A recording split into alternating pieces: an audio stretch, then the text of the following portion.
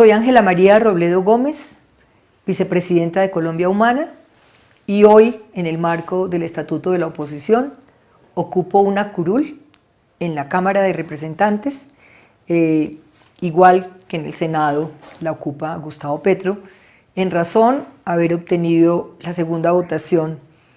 por una Colombia Humana. Yo quiero enviarles un saludo muy especial a este 7º Encuentro Nacional Rebelde que se desarrolla en la ciudad de Neiva, y en distintas oportunidades he podido estar con ustedes. Me han pedido que haga una lectura crítica sobre el proyecto de Plan Nacional de Desarrollo presentado en el gobierno de Iván Duque. Lo primero que tendría que decir es que los elementos que voy a presentar los he recogido del trabajo en equipo de nuestra Minga, así la llamamos a nuestro equipo de UTL, donde nos repartimos algunos de los componentes del plan, donde podemos tener una mayor información, un mayor interés, y de un artículo que les recomiendo, si pueden conseguirlo, del periódico Desde Abajo, de Libardo Sarmiento. El artículo se llama Duquismo, Modelo de Desarrollo y Política Fiscal 2019-2022. También, como marco general, les recomiendo algunos de los artículos que aparecen en Razón Pública, donde desde distintas perspectivas críticas o más estructurales se hace un análisis de la propuesta de este Plan Nacional de Desarrollo. Lo primero sería recordar, como lo hace Libardo Sarmiento, que es el artículo 339 de la Constitución colombiana, donde se demarca el alcance, la estructura, la naturaleza y los propósitos de un Plan Nacional de Desarrollo, y a renglón seguido señalar que esa lectura de este plan, que lleva por nombre Pacto por Colombia, Pacto por la Equidad, es absolutamente clave hacerla mirando cuáles son las apuestas que hay en este Plan Nacional de Desarrollo, cruzándolas con el presupuesto general de la Nación. Hay un autor, Amartya Sen, seguramente muchos de ustedes lo conocen, economista, filósofo, que dice que si uno quiere tener una radiografía de un país y de sus prioridades, más allá de muchos documentos, de política pública, de marcos normativos incluso, lo que hay que hacer es revisar el presupuesto general de la Nación. Y en esa medida, Libardo nos recuerda que el presupuesto general de la Nación para el año siguiente, aquí hay un plan plurianual de inversiones en este plan de desarrollo, pero en el presupuesto del año pasado, lo que hicimos de manera especial, o lo que hicieron, porque nosotros no lo aprobamos, fue, si bien mantener una mayor inversión en educación, casi 40 billones, que con la movilización estudiantil, en la cual seguramente muchos de ustedes participaron y muchas de ustedes, aumenta quizá a 44.5 billones, aumentó de manera desproporcionada la inversión en defensa, lo cual nos alerta con los hechos y con las cifras que estamos de cara a un gobierno de nuevo de una versión de la seguridad democrática. Entonces, en ese marco general de qué es este plan, hace Libardo un ejercicio muy interesante, no en la estructura que presenta el Pacto por Colombia, Pacto por la Equidad, que tiene 3 grandes pactos: equidad, política moderna; segundo, Pacto por el emprendimiento y la productividad; y tercero, Pacto por la legalidad y la justicia transparente, que son como los 3 pilares. Luego vienen 12 pactos que pueden considerarse más transversales, y luego unos pactos territoriales, 9, que señala pues, que quizá uno de los elementos que quisiera en el papel destacar este plan de desarrollo es una mayor presencia en el territorio. Libardo, digo, no se ocupa exactamente del análisis por pactos, sino que toma en función de los elementos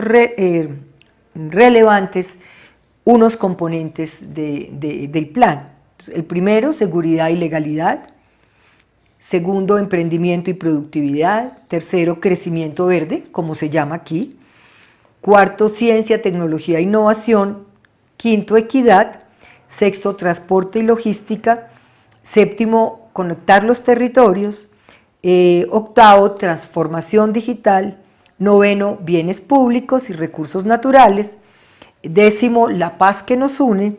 Décimo segundo, economía naranja y cultura. Y décimo tercero, administración pública eficiente y de servicio a la ciudadanía. Y pone como uno de los elementos centrales a los cuales busca responder y superar este Plan Nacional de Desarrollo, el estancamiento de la productividad, la ineficiencia en el gasto público, un entorno que no estimula la competencia, la alta informalidad laboral, la dependencia de la economía extractivista, los costos tributarios y una regulación de la actividad empresarial, la agenda de estabilización en los territorios de posconflicto y la consolidación de la clase media. Digamos que aquí estarían, en este análisis que hace Libardo, que nos parece muy pertinente, unos componentes principales que en la lectura de todo el plan establece como prioritarios y los problemas que se quieren resolver. Sin embargo, a diferencia de otros planes de desarrollo que pueden tener la misma inconsistencia de gobiernos anteriores, una retórica general centrada en la equidad, en la educación, en la paz, en cerrar brechas, una gran, digamos, inconsistencia entre esos propósitos y los presupuestos. En este plan de desarrollo a nosotros, y es la invitación que les hago a ustedes que seguramente van a estudiarlo, van a revisarlo, van a buscar dónde están las profundas contradicciones, dónde están las oportunidades para la participación. Uno de los elementos que sí encontramos y coinciden con algunas lecturas y apuestas de analistas es que es un plan sin una clara estructura. Un plan donde uno no sabe realmente dónde están las prioridades y en el mismo desarrollo de la propuesta plurianual de inversiones tampoco está esa claridad de las prioridades. Y yo creo que eso no es menor porque es un reflejo de un gobierno que no habita su condición de presidencia, de un gobierno desorientado, de un gobierno que desafortunadamente por lo que ocurrió con el ataque del ELN a la Escuela General Santander le devuelve a este país a una agenda de la guerra, pero un gobierno sin una claridad, sin un norte, que ha encontrado ahora en esto de nuevo del llamado terrorismo y en la grave problemática de Venezuela, una excusa para no poder saber dónde están las prioridades de este gobierno.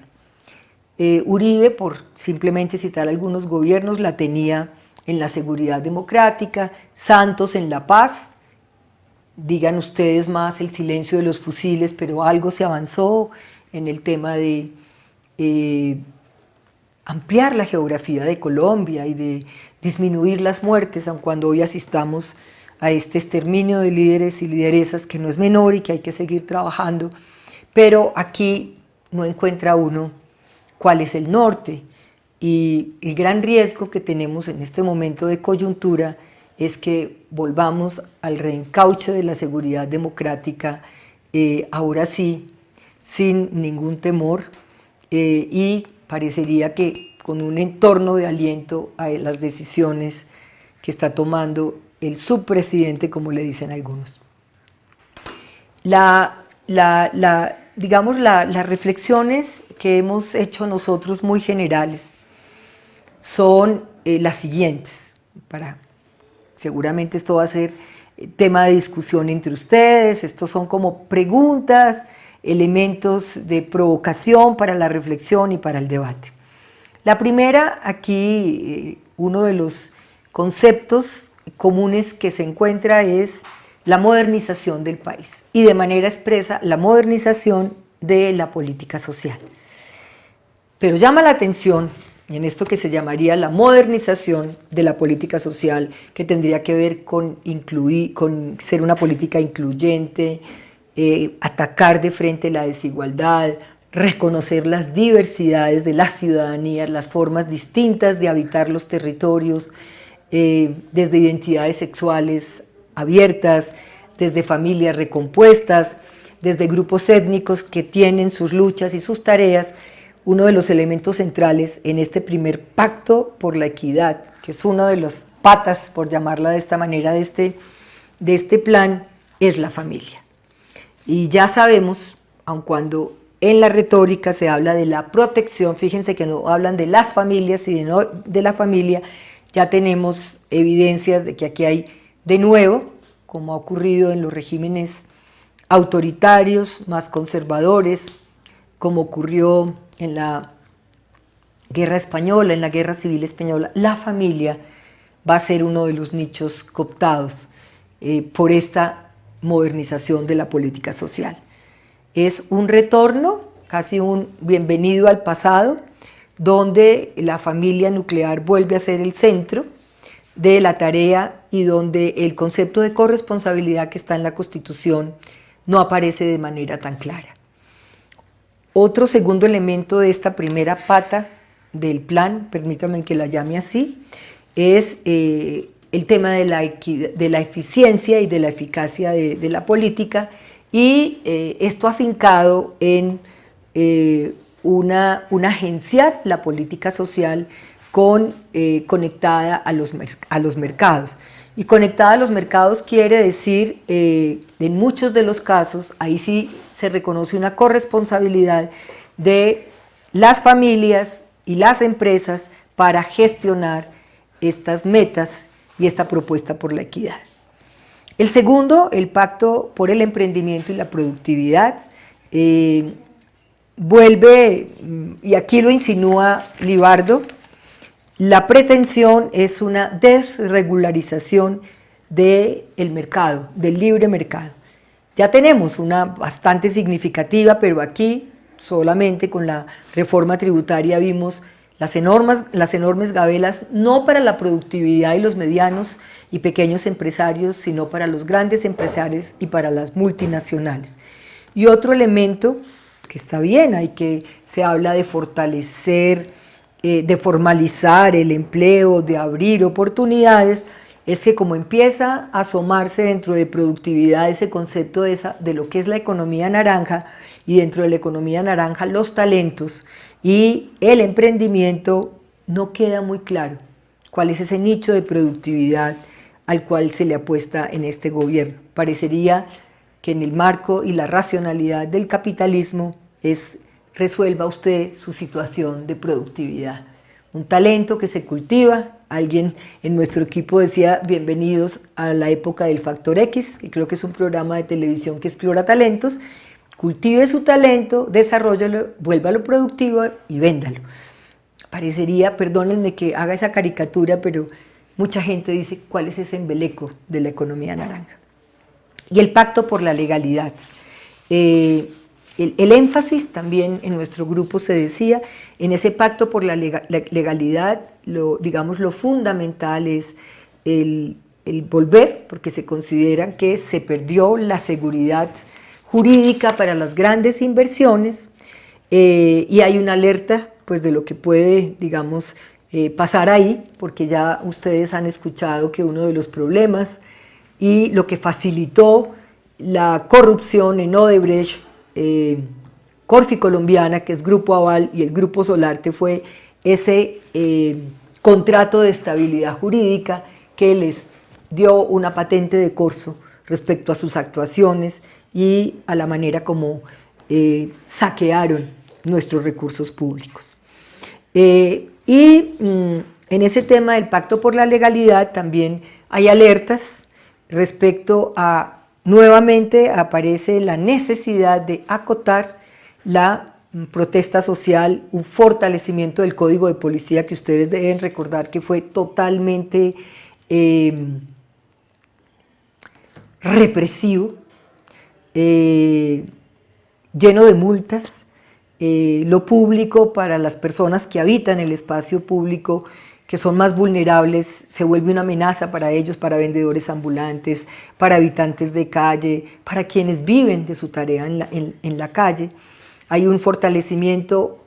es un acotar las consultas populares, y se habla de algo que también ponemos la alerta, es un sistema para nuevamente negociar los grandes acuerdos que el gobierno de Juan Manuel Santos hizo, que no cumplió, pero que cuando se habla aquí de un sistema de renegociación de esas reivindicaciones populares nos pone en alerta. Dentro de las bases conceptuales, por un lado está el Pacto por Ciencia, Tecnología e Innovación, que parecería de nuevo que entra en esa racionalidad de hoy del mundo de la inteligencia artificial, el mundo del internet, pero que deja de lado, y es una alerta también porque yo creo que muchos de ustedes estudian ciencias sociales, deja de lado toda esta línea de producción de tecnología y de investigación en el campo de las ciencias sociales, que son las que muchas veces nos permiten transformarnos como sociedad. Allí también hicimos un análisis, porque es uno de los temas de trabajo nuestros, sobre lo ambiental, y aquí analizábamos previo al video que lo ambiental aparece, se dice productividad sostenible y sostenibilidad productiva. No se cruza para nada con lo que está ocurriendo con la minería, con la mega minería, con la mega economía extractivista, que hay una alerta, un reconocimiento a que somos un país rico en nuestro subsuelo, que hay que encontrar esquemas de explotación minera legal y responsable, pero no se ata de manera estructural y orgánica esa sostenibilidad ambiental, incluso el tránsito, como fue en Colombia Humana, que aparecía como una de nuestras prioridades de las energías tipo Hidroituango, de producción de energía tipo Hidroituango a producción de fuentes de energía mucho más sostenibles, mucho más cercanas de la comunidad. Ahí hay una alerta en el tema, digamos, ambiental que para nosotros no queda claro. El punto que tiene que ver con la construcción de la paz, cuando nos vamos a los recursos, está totalmente desfinanciado o de manera muy significativa, y además hay alertas respecto a que se quiere cambiar la configuración de la unidad, de la UARIF, se quiere volver regional, la meta de reparación de víctimas es totalmente precaria, somos un país de sobrevivientes y 8,5 millones registrados desde los 80, pero somos mucho más, y este tema de construcción de paz que pasa por la paz en el territorio, por el desarrollo de los planes de desarrollo territorial, por los PDTs que fueron uno de los puntos del acuerdo,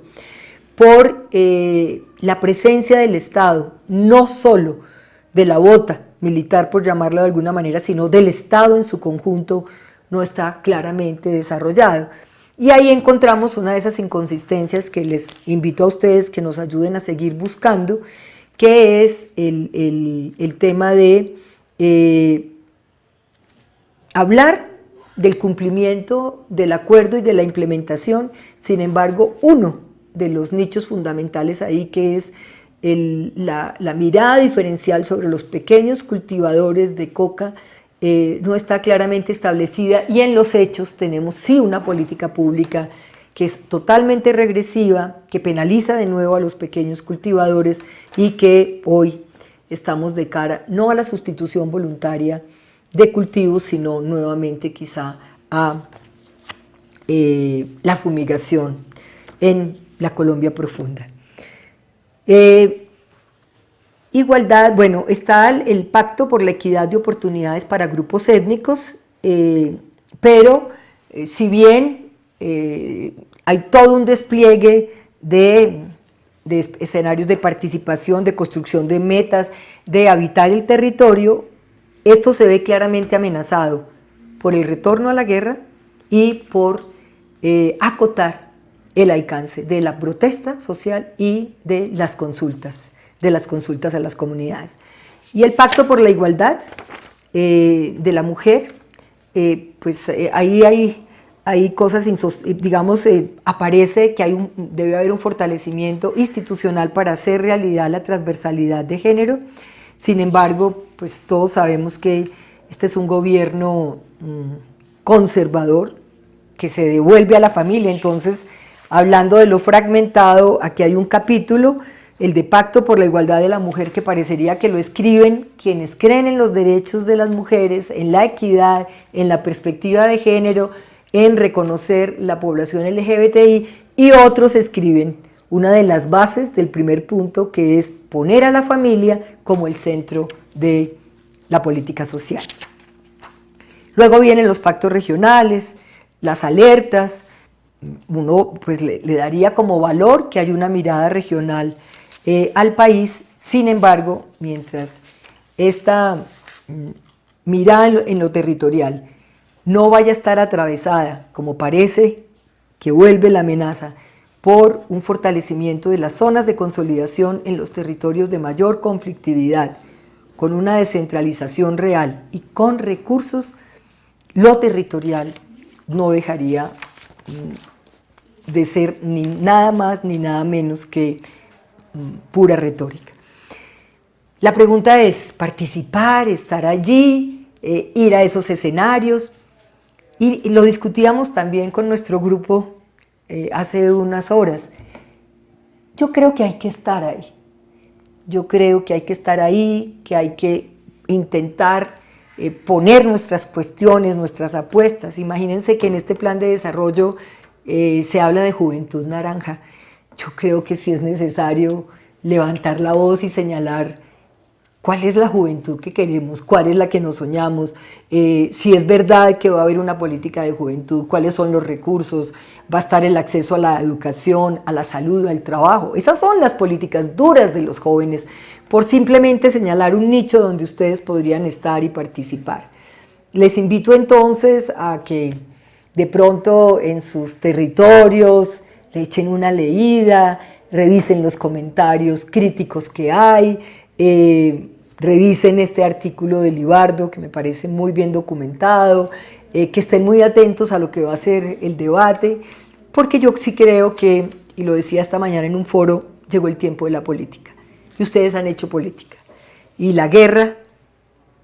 nos quita espacio para la política. La guerra muchas veces nos hace refugiar, lo mismo que el capitalismo, en nuestros espacios individuales. Es el tiempo de la apuesta de una sociedad incluyente, es seguir pensando en esa aspiración, en nuestro caso, perdónenme, les digo, de Colombia humana, de una nueva era de paz, o sea, un nuevo país que camina hacia la justicia, hacia la inclusión, hacia la sostenibilidad, hacia el reconocimiento de la diversidad del país, hacia una productividad mucho más atada al trabajo, a la tierra y hacia la profundización de la democracia, donde ustedes, los jóvenes, son fundamentales para seguir trabajando, resistiendo y buscando una Colombia distinta. Es entonces pues el espacio a grandes pincelazos de este plan nacional de desarrollo, Pacto por Colombia, Pacto por la Equidad, que ustedes hagan una mirada crítica y que tomen la decisión de si van o no a estos escenarios, pero más que ir o no, hay que conocerlo, porque aquí hay argumentos que a ustedes les pueden servir en esta tarea política que tenemos que seguir haciendo para mostrar que esto es más de lo mismo y que tenemos que seguir aspirando por una opción política distinta, alternativa, innovadora, de un ejercicio colectivo y crítico de la política, incluyente y con justicia social. Muchas gracias.